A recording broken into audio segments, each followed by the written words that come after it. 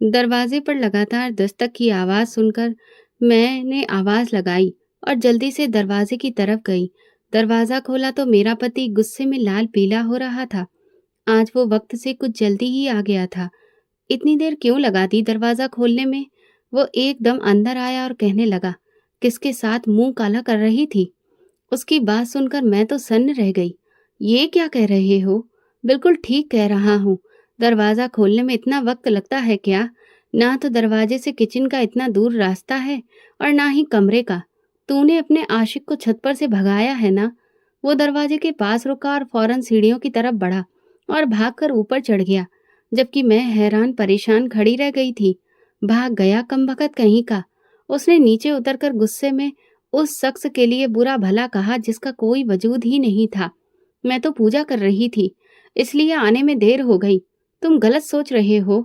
मैंने अपनी सफाई देने की कोशिश की तो उसका हाथ घूमा और उसने एक जोरदार थप्पड़ मेरे मुंह पर दे मारा।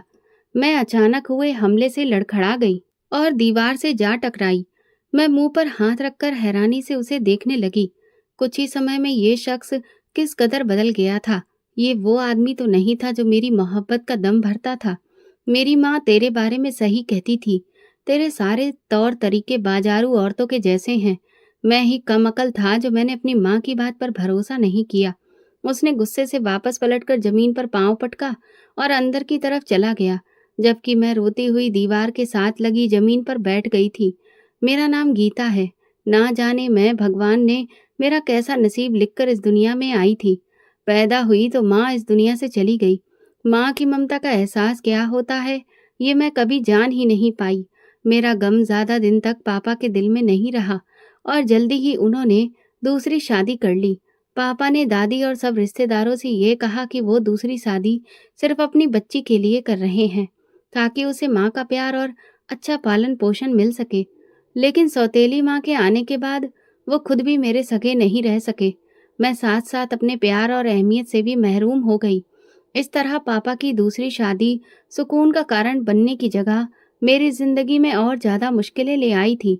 सौतेली माँ ने मुझे कभी दिल से अपनाया नहीं। उसके लिए मैं सिर्फ और सिर्फ एक बोझ थी, जो उसे ना चाहते हुए भी निभाना पड़ रहा था।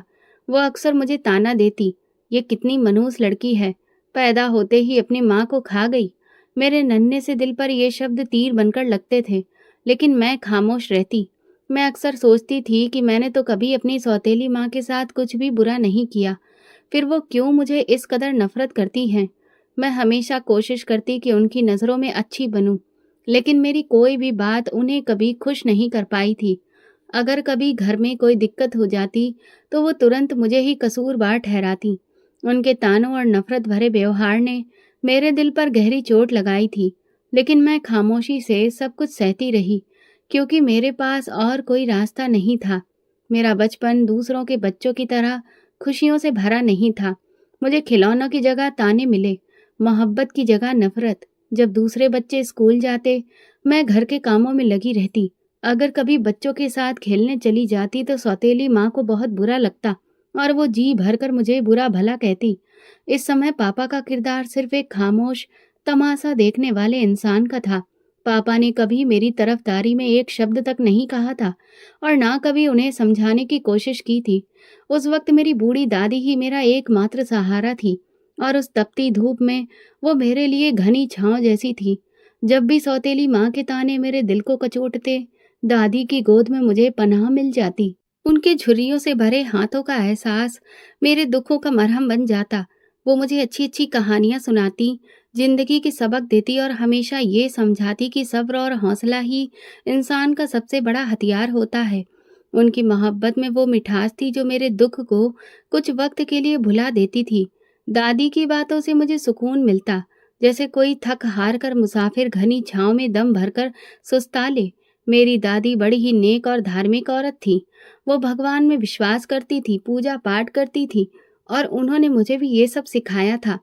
मुझे पढ़ने का बहुत शौक था। मैं हमेशा सोचती थी कि पढ़ लिख कर अपनी जिंदगी बदलूंगी, लेकिन सौतेली माँ ने मेरी पढ़ाई भी छुड़वा दी थी। उनका कहना था कि लड़कियों को पढ़ लिख कर क्या करना है, आखिरकार उन्हें चूल्हा ही संभालना होता है।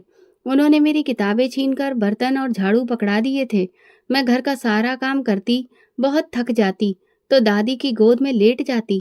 थोड़ा बहुत हिंदी लिखना पढ़ना मुझे दादी ने ही सिखाया था। मैं चुपके चुपके मोहल्ले की लड़कियों से पुरानी किताबें लाकर अपना पढ़ने का शौक पूरा कर लेती थी। मुझे जब भी मौका मिलता, मैं अपनी किताबें निकालकर बैठ जाती और उन्हें पढ़ती रहती। मैं एक एक किताब को कई बार पढ़ चुकी थी। स्कूल तो मैं नहीं जा सकी, लेकिन कुछ न कुछ शब्दों को जोड़कर पढ़ना मैंने जरूर सीख लिया था। इस तरह वक्त गुजरता गया। गुजरते वक्त के साथ मैंने सहना सीख लिया था। अब मुझे माँ के तानों से ज्यादा तकलीफ नहीं होती थी। शायद मैं इस माहौल की आदी हो चुकी थी। मैं जवानी की दहलीज पर कदम रख चुकी थी, लेकिन घर का माहौल और सौतेली माँ का व्यवहार आज भी वैसा ही था। बल्कि अब तो सौतेली माँ मुझसे दिन ब दिन और ज्यादा नफरत करने लगी थी। वो हर वक्त मौके की तलाश में रहती कि किसी बहाने मुझे अपनी जान छुड़ा सके। मैंने उन्हें अक्सर पापा से ये कहते सुना था, गीता के लिए कोई रिश्ता देखो और उसे घर से विदा करो। अब बस, मैं ये सब और ज्यादा बर्दाश्त नहीं कर सकती। पापा ने मन मारकर मेरे लिए जल्दी ही एक रिश्ता देख लिया था। हालांकि मेरी उम्र ही क्या थी, सिर्फ 18 साल, और पापा ने मुझे 10-12 साल बड़े शख्स से ब्याहने का फैसला कर लिया था, जो पहले ही अपनी एक पत्नी को तलाक दे चुका था। अरे, उसकी तो बड़ी सी अपनी दुकान है जो खूब चलती है। पैसे की कोई कमी नहीं है, बस कमी है तो एक अच्छी औरत की जो उसका घर संभाल सके। उसका नाम सुरेश है। सुरेश की पहली पत्नी ने खुद उसे तलाक लिया था, जबकि सुरेश तो बड़ा ही अच्छा इंसान है। उसने तो दहेज लेने से भी मना कर दिया है। अपनी गीता वहां बड़ी खुश रहेगी। पापा दादी को सुरेश की खूब तारीफें सुना रहे थे। देखो रामचंद्र, हमारी गीता तो खुद अभी ना समझ है, शादी की जिम्मेदारियां कैसे उठाएगी। दादी ने पापा को समझाने की कोशिश की। सारी जिंदगी का बड़ा ये फैसला होता है। इतनी जल्दी गीता की शादी करने की क्या जरूरत है? इसकी कौन सी उम्र निकलती जा रही है? दादी का लहजा मोहब्बत और फिक्र से भरा था। उनकी बातों में एक माँ के जैसा दर्द था। उन्होंने मेरी सौतेली माँ को भी समझाने की कोशिश की। शादी ब्याह के रिश्ते सब्र और सोच समझकर किए जाते हैं। अगर शादी करनी भी है तो कोई गीता के जोड़ का रिश्ता देखो। वैसे भी अभी इसकी शादी जैसी बड़ी जिम्मेदारी के बोझ तले दबने की उम्र नहीं है। मगर दादी की बातों का किसी पर भी कोई असर नहीं हुआ। आपको तो हमेशा बस इसकी ही फिक्र रहती है। हम कब तक इस बोझ को ढोते रहेंगे? बेहतर यही है कि इसकी शादी कर दी जाए, ताकि ये अपने घर की हो जाए और हमें भी सुकून मिले। सौतेली माँ ने तल्ख लहजे में जवाब दिया और उठकर वहां से चली गई। मेनका ठीक कह रही है माँ, अच्छे रिश्ते बार बार नहीं मिलते। मैं जानता हूँ कि मेनका का व्यवहार गीता के साथ अच्छा नहीं है, इसीलिए चाहता हूँ कि उसकी शादी हो जाए और वो अपने घर में सुकून से रहे। बस अब ये बात खत्म करो और शादी की तैयारी करो। इसके सिवा कोई उपाय नहीं है। पापा ने भी दादी की बात को नजरअंदाज करके अपना फैसला सुना दिया था। दादी के चेहरे पर मायूसी और बेबसी साफ दिखाई दे रही थी, मगर वो मेरे सामने खुद को मजबूत जताने की कोशिश कर रही थी। रात को दादी ने मुझे अपने पास बिठाकर समझाया था, गीता मेरी बच्ची, मैं जानती हूँ कि ये सब तुम्हारे लिए मुश्किल है। अपना घर छोड़कर जाना आसान नहीं होता, लेकिन सब्र करना। याद रखना, जिंदगी में हर मुश्किल के बाद आसानी आती है। तुम्हें हिम्मत से काम लेना होगा। भगवान हमेशा अपने अच्छे भक्तों का साथ देता है और उनकी मदद करता है। दादी की बातों से मेरे दिल को कुछ तसल्ली महसूस हुई थी, मगर सच्चाई ये थी कि मेरा दिल बेचैन था। मैं बहुत डरी हुई थी, लेकिन मैं खुद को यही यकीन दिलाने की कोशिश कर रही थी कि शायद किस्मत का ये फैसला मेरे लिए एक नई उम्मीद का दरवाज़ा खोल दे। शायद इस नए रिश्ते में मुझे वो मोहब्बत और इज्जत मिले जो हमेशा मेरे दिल की इच्छा रही है। घर के झगड़ों और सौतेली माँ के तानों से छुटकारा पाने की उम्मीद ने दिल को थोड़ी सी तसल्ली दी कि शायद शादी के बाद सुकून का रास्ता मिल जाए। मगर साथ ही दिल में एक डर भी था।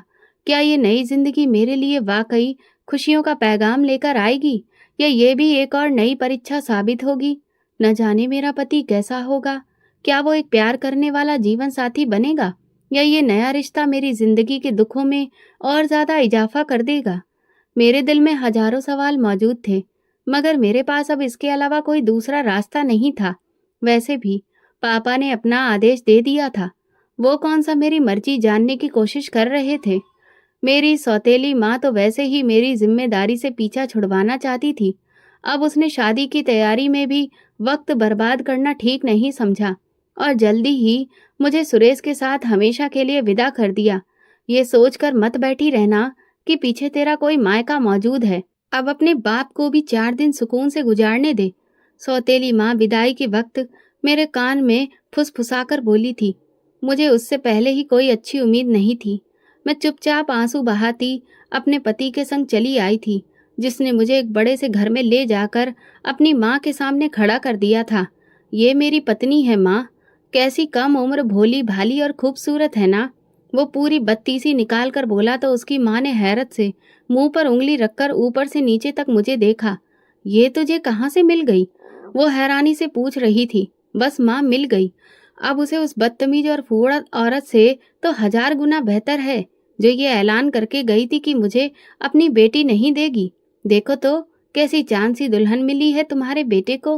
वो खुशी से फूला नहीं समा रहा था, पर उसकी माँ को मुझसे मिलकर कोई खास खुशी नहीं हुई थी। वो मेरे बारे में सवाल पर सवाल कर रही थी।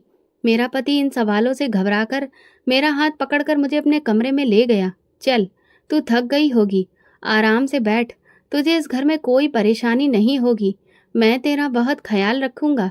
तेरी आंखों में कभी आंसू तक नहीं आने दूंगा। वो मुझसे वादे भरी बातें कर रहा था। मैंने सिर उठाकर पहली बार उसका चेहरा देखा। वो मोहब्बत भरी नजरों से मुझे देख रहा था। खुशी उसके चेहरे से फूट रही थी। मुझे उसकी एक एक बात पर भरोसा होने लगा। वो मेरा पति था, मेरा रिश्ता उससे जुड़ चुका था। वो मेरे लिए बहुत खास था और मेरी जिंदगी में आने वाला पहला इंसान था जो मुझे पाकर खुश था। मैंने अपना दिल उसकी ओर खिंचता हुआ महसूस किया। आने वाले दिनों में उसने मेरी खूब कदर की, पर उसकी माँ को ये सब पसंद नहीं था कि वो मेरा इतना ख्याल रखे या मेरे आगे पीछे घूमे। वो हमेशा उसका दिल मैला करने की कोशिश में लगी रहती। ऐसे कैसे विदा कर दिया इसके माँ बाप ने? ना कोई दहेज, ना कोई सामान। अगर मैं अपनी मर्जी से तेरी शादी करवाती तो पूरा ट्रक भरकर दहेज मंगवाती। वैसे इतनी कम उम्र और खूबसूरत लड़की का रिश्ता तुझे कैसे मिल गया? इसके बाप ने रिश्ता दे कैसे दिया? कहीं इसमें कोई कमी तो नहीं है? हो सकता है इसका किसी से चक्कर रहा हो, इसीलिए तो इतनी जल्दी शादी कर दी। मेरी सास इस बात की भी परवाह नहीं करती थी कि उसकी सारी बातें मेरे कानों तक पहुंच रही है। मेरा दिल दुख से भर जाता। मेरी सौतेली माँ अक्सर मुझे कड़वी बातें सुनाती थी, पर उसने कभी मेरे चरित्र पर उंगली नहीं उठाई थी। मेरी सास ने तो मुझे 2 कौड़ी का करके रख दिया था। मैंने उसकी हर गलत बात के जवाब में हमेशा खामोशी ओढ़े रखी। शायद यही वजह थी कि वो और ज्यादा शेर हो गई थी। उसने मेरे पति को मेरे खिलाफ करने का कोई मौका हाथ से नहीं जाने दिया था। शायद उसे इस बात का अफसोस था कि उसके बेटे ने उसकी इजाजत के बिना शादी कर ली थी। वो अक्सर मेरे पति से कहती, तू तो बिल्कुल जोरू का गुलाम हो गया है। कहीं इसने तुझे अपनी मोहब्बत के जाल में तो नहीं फंसा लिया? कहीं तू इसे भगा कर तो नहीं लाया? वो शक भरे लहजे में पूछती। नहीं माँ, इसके बाप ने खुद इसे विदा किया है मेरे साथ। वो इसकी सौतेली माँ है ना, वो इसे रखना नहीं चाहती थी, बस। और कोई दिक्कत नहीं है।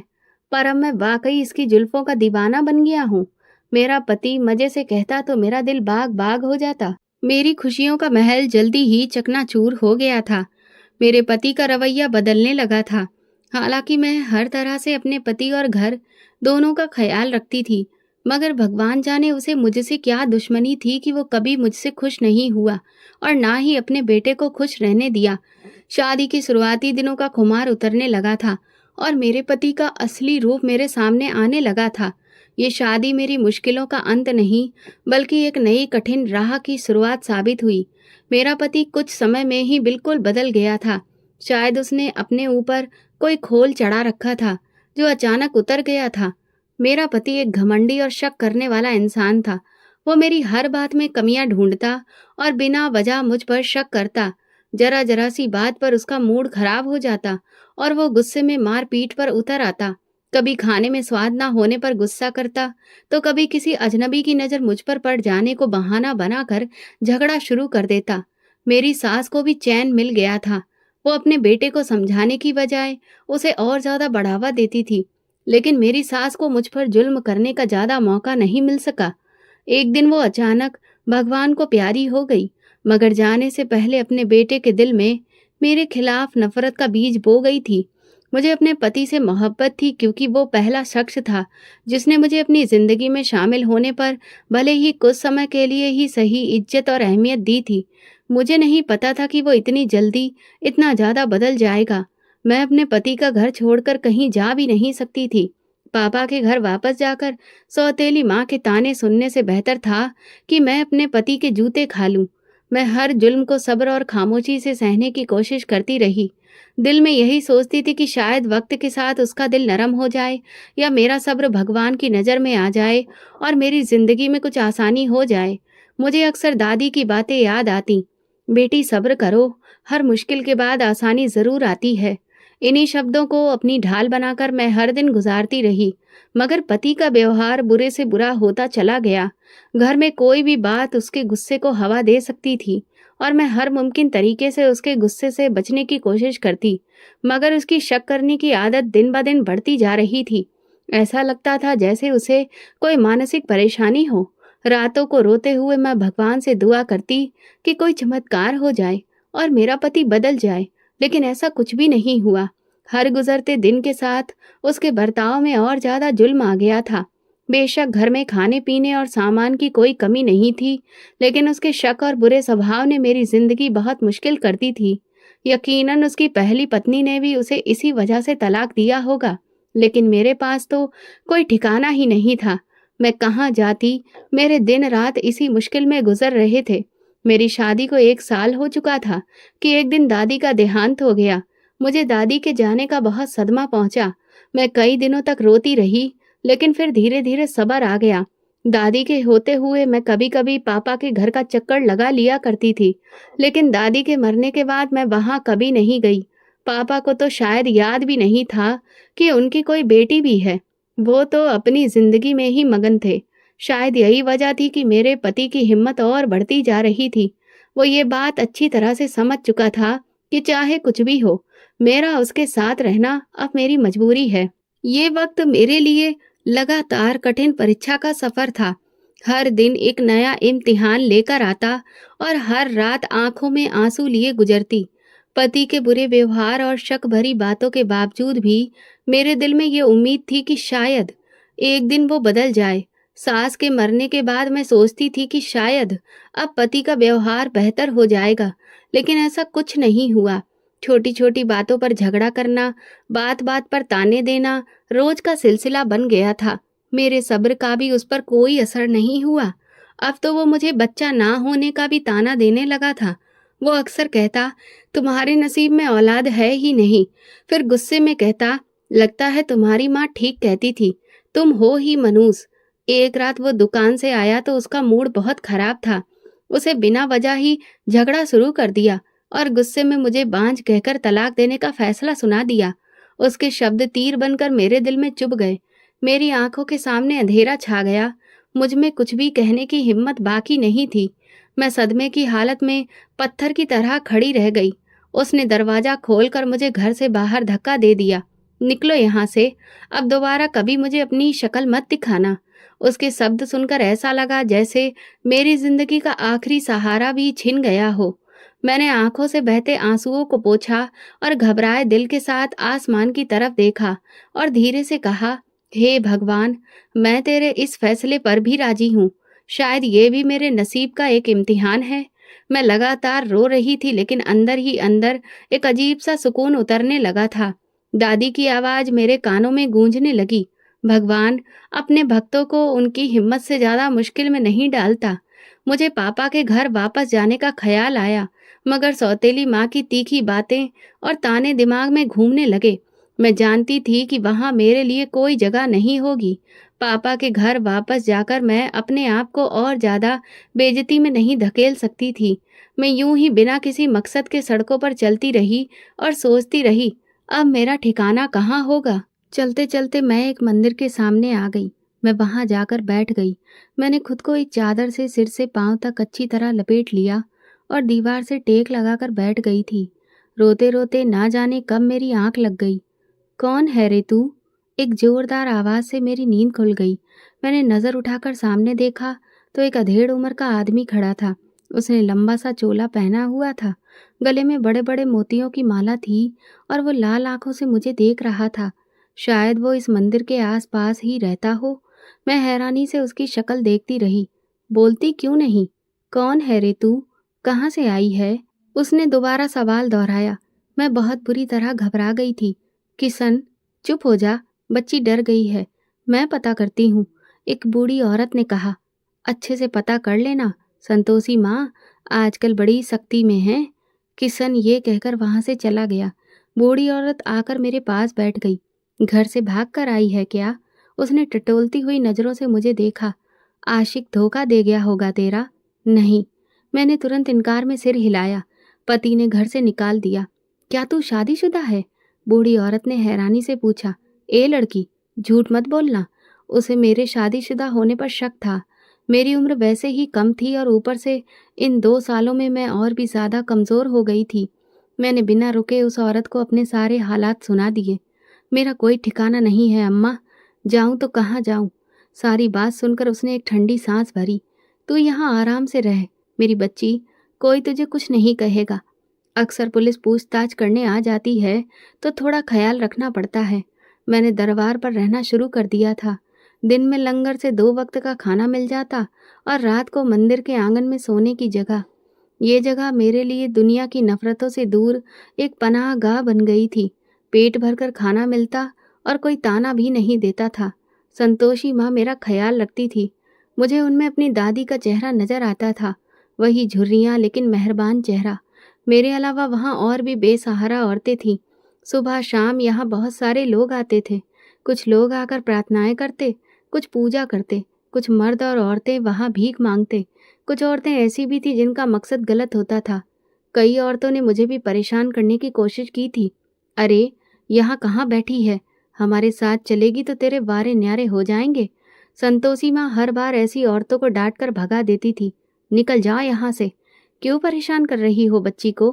धीरे धीरे किशन को भी मेरी अच्छी फितरत का अंदाजा हो गया था। मैं ना भीख मांगती थी और ना किसी गलत काम में साथ देती थी। अक्सर लोग मेरे आगे कुछ रुपए रख जाते थे, लेकिन मैं वो भी नहीं उठाती थी। मुझे रुपए की तमन्ना नहीं थी। पेट भरने को रोटी चाहिए थी। वो मिल रही थी। मैं भी पूजा करती और भगवान से अपने लिए मदद मांगती। किशन समझ गया था कि मैं सिर्फ हालात की मारी थी। मुझे दरबार पर रहते हुए काफी वक्त गुजर चुका था। अब तो दरबार पर रहने वाले सब लोगों से मेरी जान पहचान हो गई थी। मैं ज्यादातर मंदिर के पिछले आंगन में बैठी रहती थी, क्योंकि सामने की तरफ ज्यादा भीड़ भाड़ होती थी और अक्सर वहां मर्दों का आना जाना लगा रहता था। मुझे उनकी नज़रें पसंद नहीं थीं, इसलिए मैं पीछे की ओर ही रहती और रात को वहीं संतोषी माँ के साथ लेटकर सो जाती थी। एक दिन मैं मंदिर के आंगन में सो रही थी कि अचानक तेज बारिश शुरू हो गई। मैं जल्दी से अंदर की ओर भागी ताकि खुद को बारिश से बचा सकूं।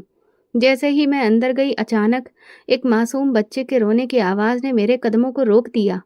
बच्चे के रोने की आवाज़ मंदिर की पिछली दीवार की तरफ से आ रही थी। मैं चौंक कर धीरे धीरे उस तरफ बढ़ने लगी। दरवाज़ा खोलकर बाहर गई तो एक झटका लगा। मंदिर के दरवाजे के पास एक छोटा सा बच्चा जमीन पर लेटा हुआ था। वो बच्चा सर्दी से कांप रहा था और जोर जोर से रो रहा था। मैं तेजी से उसके पास पहुंचकर उसे गोद में उठा लिया। मैंने उसे सीने से लगा लिया। जैसे ही मैंने उसे सीने से लगाया, उसका रोना और तेज हो गया।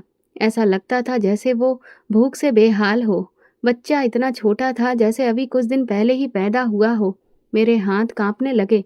न जाने कौन इतना बेरहम था कि इस मासूम बच्चे को यहाँ इस तरह से फेंक कर गया था। मैंने जल्दी से अपना स्वेटर उतारा जो संतोषी अम्मा ने मुझे पहनने को दिया था और बच्चे को उसमें लपेटकर अपने सीने से लगा लिया ताकि वो कुछ गर्मी महसूस कर सके। बच्चे के नन्हे वजूद को गोद में लेते ही मेरे दिल में अजीब सी ममता जाग उठी थी। मंदिर के आंगन में उस वक्त कोई नहीं था। मैंने बच्चे को अच्छे से लपेटा और थपकियां देने लगी। थोड़ी देर बाद उसका रोना धीरे धीरे बंद हो गया और वो मेरे सीने से लिपट कर सो गया। मैं जागती हुई उसके मासूम चेहरे को देखती रही और दिल ही दिल में सोचती रही, शायद भगवान ने इस बच्चे को मेरे लिए भेजा है। सुबह होने तक वो बच्चा मेरे बाजू में सुकून से सोया रहा और मैं अपने दिल में ये सोच चुकी थी कि ये बच्चा मेरा है, चाहे कुछ भी हो जाए। मैं इसे कभी किसी के हवाले नहीं करूंगी। सुबह हुई तो मंदिर के आंगन में हल्की सी चहल पहल शुरू हो चुकी थी। लंगर का काम करने वाले लोग अपने काम में व्यस्त हो गए थे। मैं बच्चे को अपने सीने से लगाए बैठी थी जब संतोषी अम्मा मेरा हाल पूछने आई और मेरी गोद में एक छोटा बच्चा देखकर हैरान रह गई। अरे, ये बच्चा कहाँ से आया? वो हैरानी से मेरी तरफ देखते हुए बोली, ये मेरा बच्चा है। भगवान ने इसे मेरे लिए भेजा है। मैं मुस्कुराकर बोली। अम्मा की आंखें हैरत से फैल गईं। वो मेरे पास आकर बैठ गई और खुफिया तरीके से बोली, क्या कह रही है तू? ये तेरा बच्चा है? कहाँ से मिला तुझे? मैंने रात के हादसे के बारे में उन्हें विस्तार से सब कुछ बताया। लगता है कोई अपना गुनाह छुपाने के लिए इस बच्चे को यहाँ फेंक कर चला गया। संतोषी अम्मा ने सोचते हुए कहा, कैसा जमाना आ गया है, मासूम बच्चे को फेंक दिया। शायद भगवान ने इस नन्ही सी जान को मेरे लिए भेजा है ताकि मेरी खाली गोद भर जाए और जीने का एक मकसद मिल जाए। मैं खुशी से बोली, और हाँ अम्मा, अब जल्दी से इसके दूध का कुछ इंतजाम करो। पता नहीं कब से भूखा है ये बेचारा। संतोषी अम्मा ने कुछ देर खामोशी से मुझे देखा, फिर बोली, ठीक है, अगर तूने इस बच्चे को पालने का फैसला कर लिया है तो फिर मैं भी तेरे साथ हूँ। उसी दिन मेरा दिल बहुत ज़्यादा सुकून से भरा था। ऐसा लग रहा था जैसे भगवान ने मुझे मेरे सब्र का इनाम दे दिया हो। ये बच्चा मेरे लिए ज़िंदगी की एक नई उम्मीद बन गया था। अब मेरी ज़िंदगी का हर दिन उसी नन्ही जान के लिए था। मैं उसे बहुत प्यार करती, उससे बातें करती। वो भी अपनी मासूम नज़रों से मुझे देखता और मेरी बातें सुनकर मुस्कुराने लगता, जैसे सब समझ रहा हो। किशन चाचा ने मुझे बच्चों के ज़रूरी सामान के लिए कुछ पैसे भी पकड़ा दिए थे और मैं संतोषी माँ के साथ जाकर बच्चे की ज़रूरत का सामान और दूध ले आई थी। इधर सिद्धांत नाम का शख्स गुस्से और सदमे में पागल हो रहा था। न जाने उसके नसीब में सुकून क्यों नहीं लिखा था। वो अस्पताल के कॉरिडोर में बेचैनी से चक्कर काट रहा था। उसके 2 दिन के बच्चे को किसी ने अस्पताल से अगवा कर लिया था। दूसरी तरफ उसकी पत्नी की हालत भी नाजुक थी। वो आईसीयू में थी। डॉक्टर उसे बचाने की भरपूर कोशिश कर रहे थे, लेकिन उसकी हालत लगातार बिगड़ती चली जा रही थी। जब सिद्धांत को बच्चे के अगवा होने की खबर मिली तो उसके पैरों तले से जमीन निकल गई। वो पागलों की तरह अस्पताल के हर कोने में दौड़ता रहा। हर किसी से बच्चे के बारे में पूछा, लेकिन किसी को कुछ भी पता नहीं था। उसका दिमाग सुन्न हो चुका था। एक तरफ उसकी पत्नी जिंदगी और मौत के बीच में झूल रही थी और दूसरी तरफ उसका बच्चा लापता हो चुका था। और फिर वो खतरनाक पल आया जब डॉक्टर ने उसे जानकारी दी कि उसकी पत्नी अपनी जान की बाजी हार चुकी है। सिद्धांत पर सदमे का ऐसा वार हुआ कि वो किसी बात को सोचने समझने के काबिल नहीं रहा। एक लम्हे में उसकी दुनिया उजड़ चुकी थी। ना उसकी बीवी बच सकी थी और ना ही उसका बच्चा। सिद्धांत को महसूस हो रहा था कि जैसे उसका दिमाग फट जाएगा। वो अपनी माँ के पास चला आया और उनके गले लगकर रोने लगा। क्यों भगवान, हमेशा मुझसे मेरा सब कुछ क्यों छीन लेता है? माँ से उसने रोते हुए कहा। उसकी माँ ने उसे अपने सीने से लगा लिया था। सिद्धांत कोई मामूली आदमी नहीं था। वो बहुत सारी जमीन जायदाद का मालिक था। शहर के बड़े रईसों में उसका नाम आता था, लेकिन दौलत होने के बावजूद उसकी जिंदगी में सुकून नहीं था। जब वो छोटा था तो उसके बाप ने दूसरी शादी कर ली थी। उसकी सौतेली माँ कोई अच्छी औरत नहीं थी। वो विधवा थी और पहले पति से उसका एक बेटा भी था। वो उसके बाप के ऑफिस में काम करती थी। न जाने कैसे वो उसके बाप को रिझाकर उसकी जिंदगी में शामिल हो गई थी। धीरे धीरे वो उसके बाप पर हावी होती चली गई और उसने सिद्धांत के बाप को उसके इकलौते बेटे से बहुत दूर कर दिया था। सिद्धांत का बचपन उसके बाप की सख्ती और उसकी मोहब्बत व प्यार से कोसों दूर होकर गुजरा था। उसके बाप का सौतेला बेटा सनी उसे घर में ठाठ से रहते हुए हर चीज से वंचित कर देता था। जलन का शिकार होकर वो सिद्धांत का दुश्मन बन चुका था। सिद्धांत इन सारी सिचुएशन से बहुत ज़्यादा परेशान था। उसके मन पर बहुत बुरा असर हो रहा था। उसकी माँ संगीता के पास दौलत की कोई कमी नहीं थी, क्योंकि संगीता के पिता भी बहुत दौलतमंद थे और वो उनकी इकलौती बेटी थी। उन्होंने अपने पति से दूरियां बना ली थीं। अब तक वो सिर्फ सिद्धांत की वजह से ही ये सब कुछ बर्दाश्त कर रही थी, पर जब सिद्धांत ही खुश नहीं था तो फिर वो वहाँ क्यों रहती? सिद्धांत के बाप की दौलत संगीता की दौलत के मुकाबले में कुछ भी नहीं थी। वो अपने पिता के शहर में वापस आ गई थी और सिद्धांत के साथ सुकून की जिंदगी गुजारने लगी थी। सिद्धांत बहुत अच्छा और काबिल बच्चा था। उसने कभी अपनी माँ को मायूस नहीं किया। ऐसे ही वक्त गुजरता चला गया। सिद्धांत का बाप बीमार हुआ तो उसने सिद्धांत को मिलने के लिए बुलाया। वो गया तो उसे अंदाजा हुआ कि उसका बाप बहुत ही बुरी जिंदगी गुजार रहा है और उसकी सौतेली माँ का बेटा बाप की हर चीज पर कब्जा कर चुका था। सिद्धांत ने अपने बाप का काफी साथ दिया। वो उसे पैसे भी भिजवाता रहा, लेकिन कुछ वक्त के बाद उसका ध्यान हट गया। इसके बाद सिद्धांत कभी अपने बाप के शहर लौटकर वापस नहीं गया। जल्दी ही संगीता ने सिद्धांत की शादी कर दी। मीरा बहुत अच्छी लड़की थी। सिद्धांत अपनी पत्नी से बहुत प्यार करता था। दोनों एक खुशहाल जिंदगी गुजार रहे थे, लेकिन मीरा की तबीयत काफी खराब रहने लगी थी। डॉक्टर से चेकअप करवाया तो उन्होंने कमजोरी बताकर दवा लिख दी थी। कुछ समय के बाद मीरा को खुशखबरी मिली तो वे दोनों बहुत ज्यादा खुश हो गए थे, पर ना जाने उनकी खुशियों को किसकी नजर लग गई थी। मीरा की तबीयत अब पहले से भी ज्यादा खराब रहने लगी थी। वो बहुत ज्यादा कमजोर हो गई थी। सिद्धांत उसे डॉक्टर के पास ले गया। डॉक्टर ने दवाइयाँ लिख दी, ड्रिप लगवाई और कहा कि प्रेगनेंसी के दौरान कमजोरी हो जाती है। परेशान होने की कोई भी बात नहीं है। लेकिन मीरा की तबीयत दिन ब दिन बिगड़ती ही जा रही थी। 9 महीने का समय गुजरा तो मीरा ने चांद से बेटे को जन्म दिया। वो अस्पताल में अपने बेटे को सीने से लगाकर कभी उसे ध्यान से देखती तो कभी खूब प्यार करने लगती। देखो सिद्धांत, ये बिल्कुल तुम्हारे जैसा है। तुम्हारे जैसी भूरी आंखें, और देखो इसके गाल पर तिल भी बिल्कुल तुम्हारे जैसा है। मीरा ने कहा तो सिद्धांत ने थोड़ा गुस्से से उसे घूरते हुए कहा, तुम्हें डॉक्टर ने आराम करने को कहा है। तुम्हारी तबीयत ठीक नहीं है। तुम लेट जाओ प्लीज। अब मैं बिल्कुल ठीक हो गई हूँ अपने आदित्य को देखकर, मीरा ने कहा। मीरा ने अपने बच्चे का नाम आदित्य रखा था, लेकिन आदित्य की पैदाइश के 2 दिन बाद ही अचानक उसकी तबीयत बिगड़ गई और वो फिर बच नहीं सकी। पुलिस बच्चों की तलाश में पूरे शहर में सरगर्मी से जांच कर रही थी। सिद्धांत के बड़े बड़े कॉन्टैक्ट्स और दबाव की वजह से ये मामला उनके लिए आम नहीं था। हर थाने को अलर्ट कर दिया गया था और जगह जगह छापे मारे जा रहे थे। शहर की हर गली और हर चौराहे पर नजर रखी जा रही थी। पुलिस जानती थी कि बच्चों को जल्द से जल्द ढूंढना बहुत जरूरी है, वरना ये मामला और ज्यादा पेचीदा हो सकता है। इसी तरह 4 महीने का समय गुजर चुका था। पुलिस पर दबाव बढ़ता जा रहा था, लेकिन वे बच्चे को तलाश करने में नाकाम हो रहे थे। आखिर एक दिन पुलिस ऑफिसर को अपने खबरी की तरफ से एक जानकारी मिली, जिसने उसे चौंका दिया। खबरी ने बताया कि मंदिर में एक औरत के पास अजनबी बच्चा है और मंदिर के लोग बताते हैं कि ये बच्चा उसका नहीं है। ये जानकारी मिलते ही पुलिस अफसरों में हलचल मच गई थी। इंक्वायरी टीम तुरंत मंदिर की तरफ रवाना हो गई। उनका भरोसा था कि शायद यही वो बच्चा है जिसकी तलाश में वे मारे मारे फिर रहे थे। पुलिस की गाड़ियां मंदिर के करीब पहुंच चुकी थीं और चारों तरफ से घेर कर मंदिर के अंदर दाखिल हो गईं। मंदिर के आंगन में उन्हें एक औरत बैठी नजर आई और वो बच्चा भी उसकी गोद में आराम से सो रहा था। पुलिस वालों ने आगे बढ़कर गीता से सवाल किया, ये बच्चा कहाँ से आया? क्या ये तुम्हारा है? गीता ने करुणा से कहा, हाँ, ये मेरा बच्चा है। भगवान ने इसे मेरी झोली में डाला है। पुलिस अफसर ने सख्ती से कहा, हमें सच्चाई बताओ। देखने में तो ये तुम्हारा बच्चा नहीं लगता। गीता ने जवाब दिया, यहाँ मंदिर के बाहर कोई इसे छोड़ गया था। मैंने इसे भगवान का तोहफा समझकर अपना लिया। ऑफिसर के चेहरे पर शक के बादल मंडराने लगे। उसने बच्चे को ध्यान से देखा।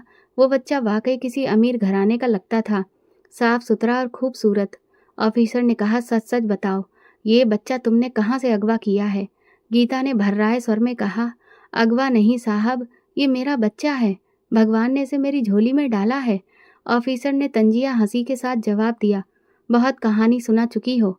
तुम्हारी हालत बता रही है कि तुम जैसी औरत के पास ऐसा बच्चा नहीं आ सकता। सीधी बात करो, कहाँ से उठाया ये बच्चा? गीता की आंखों में आंसू भर आए। मैंने किसी का बच्चा नहीं उठाया साहब। ये बच्चा मंदिर के बाहर मिला था।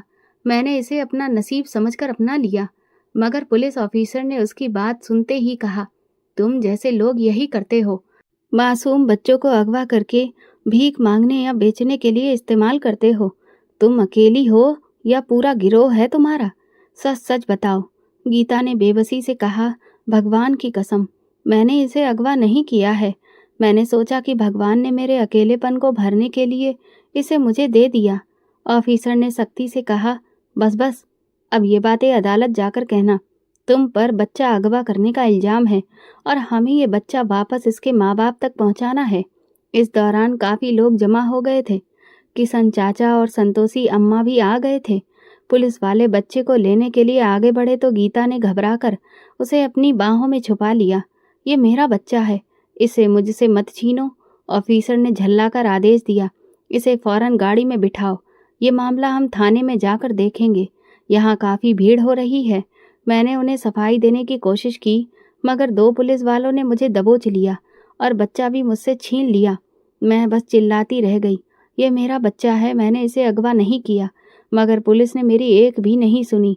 मंदिर के लोग और संतोषी अम्मा भी गवाही दे रहे थे कि ये लड़की सच कह रही है, पर पुलिस वाले मुझे जबरदस्ती पकड़कर थाने ले आए। इधर सिद्धांत पहली नज़र में ही बच्चे को पहचान गया था, क्योंकि वो बच्चा बिल्कुल उसी की ही शक्ल का था। पुलिस ने बताया कि मंदिर पर मौजूद एक औरत ने बच्चा अगवा किया था और वो औरत पकड़ी जा चुकी है। जल्दी ही उसके बाकी के साथियों को भी पकड़ लिया जाएगा। सिद्धांत बच्चा लेकर अपनी माँ के पास चला आया। बच्चा जब उसने अपनी माँ के हवाले किया तो वो कहने लगी, बच्चा बहुत साफ सुथरा और सेहतमंद है। सिद्धांत, इसे देखकर तो लगता ही नहीं कि अगवा होने के 4 महीने के बाद वापस मिला है। लगता है जैसे माँ की गोद से ही उठाकर लाए हो। अपनी माँ की बात सुनकर सिद्धांत चौंक गया था। इसकी माँ तो इससे बहुत दूर जा चुकी है। माँ, सिद्धांत ने बच्चे के लिए एक आया का इंतजाम किया था। साथ में सिद्धांत की माँ भी बच्चे को संभाल रही थी, लेकिन बच्चा लगातार रोए जा रहा था। ना तो वो दूध पी रहा था, ना सो रहा था। वो सारी रात रोता रहा। अब तो सुबह होने वाली थी। सिद्धांत की माँ को लगने लगा कि उसकी तबीयत खराब है, शायद पेट में दर्द है। ऐसा करते हैं कि इसे डॉक्टर के पास लेकर चलते हैं। सिद्धांत ने परेशान होकर कहा, मुझे नहीं लगता कि मेरे बेटे को कोई तकलीफ है माँ, आप ये कैसी बातें कर रही हैं। अरे बेटा, अगर इसे तकलीफ नहीं होती तो वो आराम से अब तक सो गया होता ना।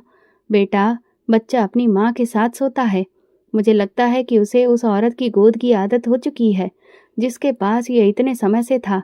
माँ, वो एक मुजरिम औरत है। उसने इतने समय तक मेरे बच्चे को मुझसे दूर रखा। मैं पल पल तड़पता रहा। मैं उसे कड़ी सजा दिलवाकर ही रहूंगा। सिद्धांत ने गुस्से से कहा। संतोषी माँ और किशन चाचा सिद्धांत के पास आए थे। सुबह होते ही वे थाने पर गए, पर पुलिस ने उन्हें गीता से मिलने नहीं दिया। वे सच्चाई बताने सिद्धांत के बंगले पर चले आए।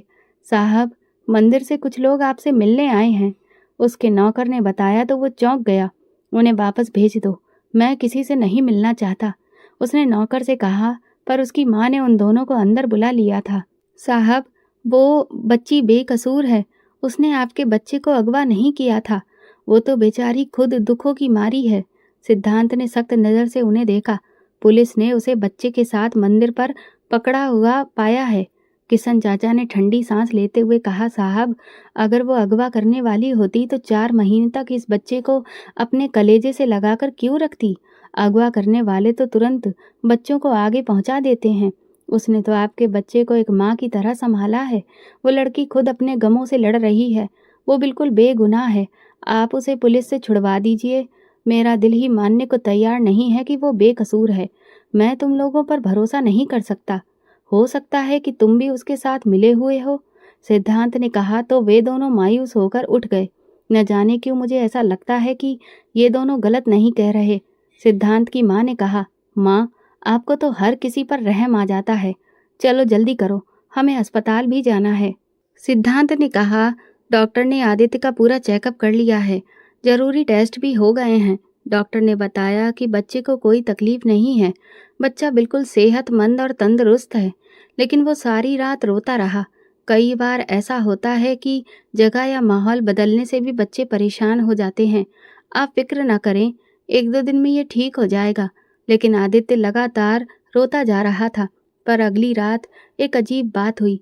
पुलिस ने उसकी घरेलू नौकरानी को रात के अंधेरे में किसी आदमी से मिलते हुए देखा था। अभी भी पुलिस के कुछ लोग खुफिया तौर पर सिद्धांत के घर की निगरानी कर रहे थे। उन्होंने तुरंत सिद्धांत को इस बात की जानकारी दी और नौकरानी कमला को गिरफ्तार कर लिया गया।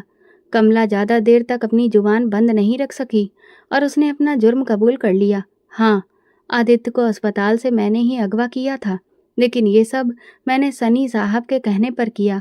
उन्होंने मुझे पैसों का लालच दिया और मैं लालच में आ गई।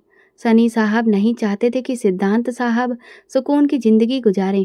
वो कहते थे कि मैं सिद्धांत को पल-पल तड़पते हुए मरता देखना चाहता हूँ। उन्होंने मुझे कहा था कि अस्पताल से बच्चा उठाकर उनके पास ले आऊँ। जब मैं बच्चा लेकर उनके पास पहुँची, तो उन्होंने कहा कि मैं इस बच्चे को नहर में फेंक दूँ या गला दबाकर मार दूँ, पर बच्चों को मारने की मुझ में हिम्मत नहीं हुई और मैं मंदिर के पिछले दरवाजे के पास बच्चे को रख आई। कमला के बयान पर पुलिस ने सनी को गिरफ्तार कर लिया। आदित्य लगातार बेचैन था। वो ठीक से दूध भी नहीं पी रहा था, ना ही सो रहा था। कुछ मिनट सोने के बाद वो चौंक कर उठता और रोने लगता। सिद्धांत की माँ थाने चली गई थी। उन्होंने गीता को देखा तो उनके दिल में उसके लिए हमदर्दी भर आई। वो जानती थी कि इस लड़की ने आदित्य की जान बचाई थी और अब तक उसे अपनी औलाद की तरह संभाल रही थी। बेटी, चलो मेरे साथ, आदित्य को तुम्हारी ज़रूरत है। आदित्य का नाम सुनकर गीता ने एक शब्द भी नहीं कहा और फिर खामोशी से उनके साथ चल पड़ी। घर पहुंचते ही गीता तुरंत आदित्य के पास आ गई। उसने प्यार से उसे अपने सीने से लगाया और बच्चा, जो कई दिनों से किसी के पास सुकून से नहीं रह रहा था, गीता के प्यार और खुशबू को पहचान कर एकदम चुप हो गया। उसने दूध भी पी लिया और थोड़ी ही देर में गहरी नींद में सो गया। सिद्धांत की माँ ने जब ये सब देखा तो उनके चेहरे पर सुकून भरी मुस्कुराहट आ गई। फिर उन्होंने सिद्धांत की तरफ देखा। मैं ना कहती थी, ये लड़की बेकसूर है। गीता ने अपने सारे हालात सिद्धांत और उसकी माँ को विस्तार से बताए कि किस तरह वो मंदिर गई और कैसे आदित्य उसे मिला। सिद्धांत खामोशी से सब कुछ सुन रहा था और वो शर्मिंदा था। वो खुद भी सौतेले रिश्ते का मारा हुआ था। शायद यही वजह थी कि उसके दिल में एक अजीब सा बदलाव आने लगा था। गीता के सब्र और उसकी अच्छाई ने उसके मन को बहुत सुकून पहुंचाया।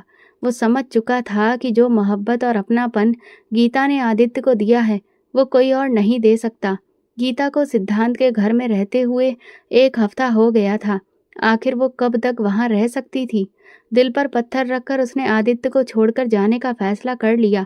उसने सिद्धांत और उसकी माँ को अपने फैसले के बारे में बता दिया। तुम चली जाओगी तो फिर हम कैसे रहेंगे तुम्हारे बिना? सिद्धांत ने परेशानी से कहा। आदित्य तो बच्चा है, संभल जाएगा, लेकिन मुझे जाना होगा। मैं आखिर कब तक यहाँ रह सकती हूँ? मुझे अच्छा नहीं लगता कि मैं आपके घर में बैठी रहूँ। सिद्धांत की माँ ने सिद्धांत से कहा, बेटा, अगर तुम ठीक समझो तो गीता से शादी कर लो। तुम्हारा बच्चा इसे समझता है और तुम्हें भी अब सच्चाई पता चल चुकी है। भगवान ने तुम्हें एक मौका दिया है, इसे बर्बाद मत करो। कुछ सालों के बाद तुम्हें आदित्य के लिए एक माँ की ज़रूरत पड़ेगी ही, और गीता से बेहतर माँ आदित्य को कोई नहीं मिल सकती।